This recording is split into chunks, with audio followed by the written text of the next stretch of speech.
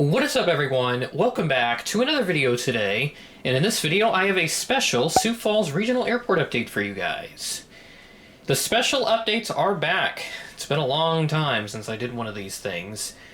Typically I did these things in relation to any major diversions that we had, and lately there hasn't really been too many of them, and the last couple times we got a big wave of diversions, they were just covered in that month's Sioux Falls Airport update. But this is the first major set of diversions we've gotten this year, so I figured why not bring back the special updates for this instance.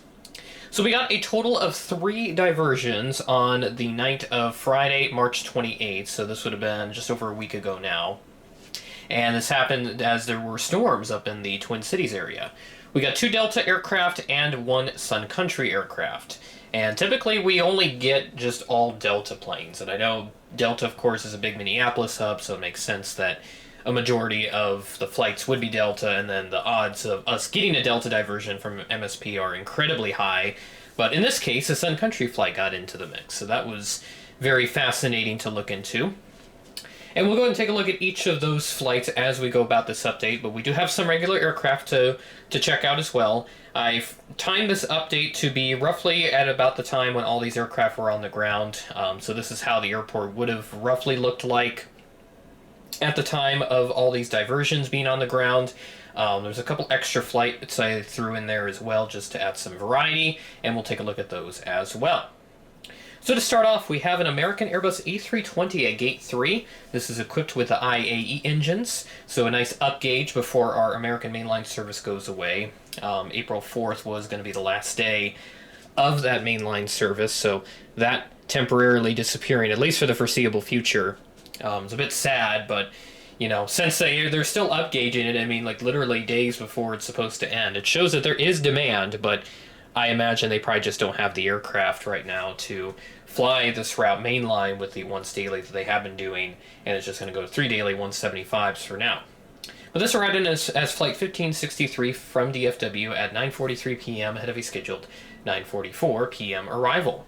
And here's our first diversion of this update. This is the Sun Country 737-800 parked at gate 5 today, so that's why the A320 had to go over to 3, since they can't really park 2 mainline aircraft at both of the Gate 5 aprons. This is not exactly how they're spaced in real life, like how I have on this diorama. They're like really, really close to each other, but still in real life they can't really fit 2 mainline aircraft on both aprons. They can do 1 mainline and 1 regional jet, but not 2 mainline. So this Sun Country 737-800, this diverted in from Destin Fort Walton Beach, so another calling of another service that I would like to see added to the FSD network. And this departure back to MSP got delayed by 3.5 hours, which is the worst delay out of the 3 diversions we have in this update. And on its way in, it didn't even go anywhere towards MSP. It came in from the southeast over Iowa, and it did like a little turn to the south and then back up and then around to descend before it landed in Sioux Falls and took over Gate 5. So that's the first of our trio of diversions in this update. And then I'll move on to our United section, as we've got 2 mainline aircraft on the ground. One of them is not from this day. I just added it in there for the sake of variety. This A319, though, was part of that wave of aircraft, as my app just crashed there. Not sure what happened, but whatever. We have this United A319 that came in from Denver as Flight 645 rather, at 8:07 p.m. ahead of a scheduled 8:15 p.m. arrival. And then this is the United mainline flight that I threw in just to add some variety, as they are sending these in now from Chicago during April, the 737-700. This came in from O'Hare as Flight 630, and I got this flight from Thursday, April 3rd, so a couple of days ago, arriving in at 10:09 p.m. ahead of a scheduled 10:12 p.m. arrival, and it has the 6Q, or 6 Quebec customer code, so not a original United airframe as most of the other 737s would be, minus the Continental ones.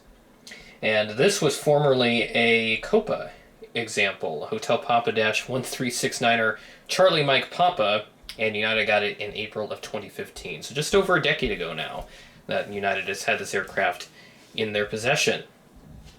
And then our last 2 aircraft at the gates over at 4 and 2, so gate 2 is getting used today, which is great. It's been a long time since I've had an aircraft parked at that gate.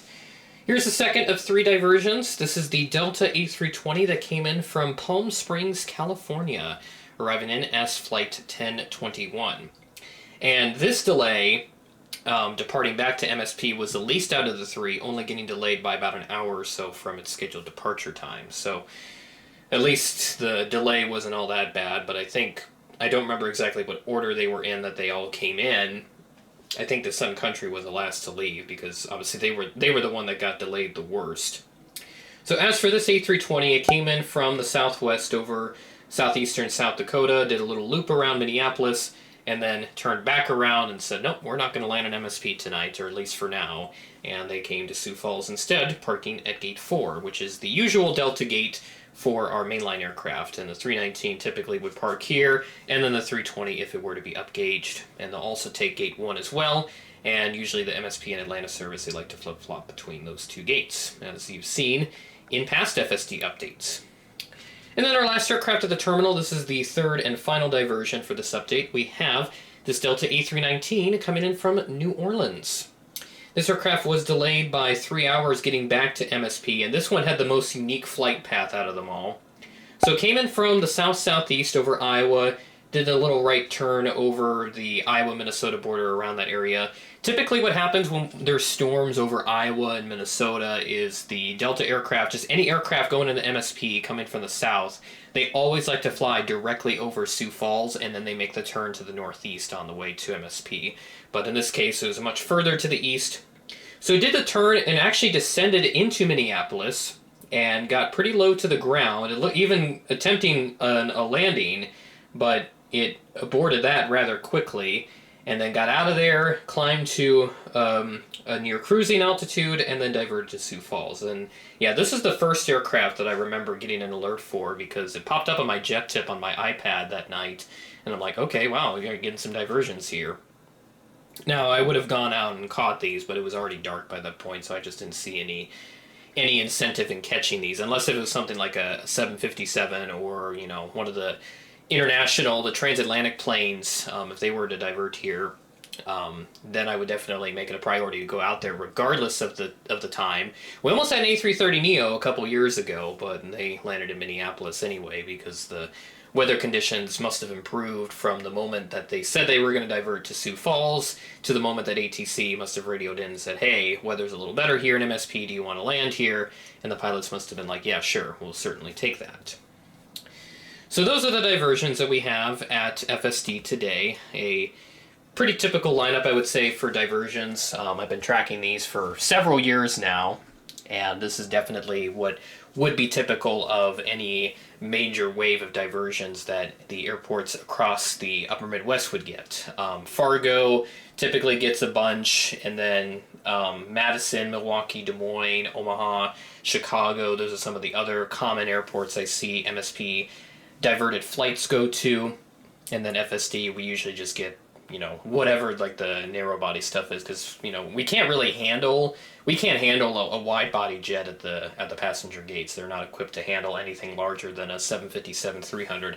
I think it's either gate 5 or 7. I think it's gate 7 that can handle an aircraft up to that size, but the other gates they can handle up to 737s or E321s and anywhere in that caliber. And then gate 2, that never had a jet bridge, and then when they did the renovations like 10 years ago, then that's when they added a jet bridge so that all of the gates could have jet bridges and you wouldn't have to walk outside in the elements to board the plane, because gate 2, that is where the Northwest Airlines Sound 340s would typically park at, and any of the other prop aircraft that Mesaba had that was operating under Northwest Airlines branding, they would always park up there, and it was pointed diagonally in a way so that you could just walk in a straight line out of the terminal to the airplane.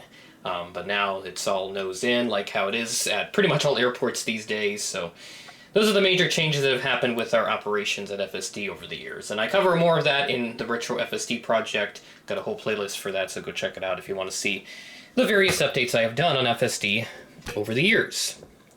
Now move on to a couple other flights just roaming around. This Allegiant A319 got the heck out of here before the majority of the diverted passengers came here. So this A319 is heading out to Las Vegas today as Flight 1627. Got off the ground at 9:49 p.m. ahead of a scheduled 9:55 p.m. departure time. Didn't have to worry about any de-icing or any of that nonsense, at least this time, but now it's cold again, so it's like, we get so inconsistent with these winters. It's, one day it's 40 degrees, 30 degrees, and snowing. The next day it's 80 degrees, all the snow's melted, and then the following day it's back to 30 degrees with snow coming down. We had like 4 inches or so up in my neck of the woods this past week, and now half of that, if not the majority of it, is gone now because the sun's able to heat it up enough now because it's now so high up in the sky that even when it's only like 35, 40 degrees, it can still do a considerable amount of melting of the snow cover in our area. In our last aircraft for this update, we have a UPS 763. Haven't featured these in a long time since they're pretty common staple. Nothing really changes other than they just swap between the 76 and the A300 every so often. So arriving in from Calgary is flight 491, arriving in on time at 9:11 p.m. And this is actually, I think... no, this is not the exact, sister ship. This is about 8 numbers away from this model that I have here, 320, whereas the one in real life was 328. But they did have winglets, and a lot of the newer ones, they still don't have winglets to my knowledge. I've still seen a couple of them come in, and they don't have winglets on the Jet Photos preview, but I think they're slowly adding winglets to these new ones over time, because coming out of the factory, they don't have the winglets installed right away, so those usually come later before those are installed.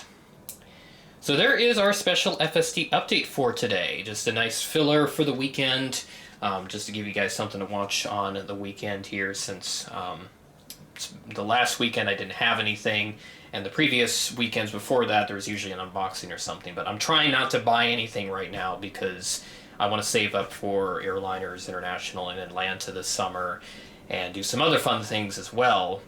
But when these manufacturers keep doing new releases that are really good and I want to pre-order, then I can't really save up too much. But in all fairness, I could just wait on getting those until Airliners, but I think we're still in that window where it's a little too far out, especially maybe for like Aero Classics, for instance. Those can sell out in an instant. Like that Delta DC-10 that I got from the February batch, that was gone that same night from Aero Classics Direct, and I don't think anywhere else has them anymore.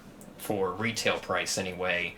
If you do find any, it's probably going to be in the $100 to $200 bracket, if not higher, just how it was before the new release came out. So it's crazy how the secondhand market just takes over pricing and it just makes everything expensive. So that's kind of why I pre-order a lot of stuff, but now I really only pre-order from Gemini these days because all the other manufacturers, Aero Classics, they're always available right away, and then NG has been, NG, but they have gotten better lately, so I'm willing to give another one of their pre-orders a shot if they make something that I want that I don't have yet, or, Gemini hasn't made already. So whatever the case may be, it'll be fun to keep track of all the new models, and of course all the flights coming into FSD and all the other airports I've got going on the channel.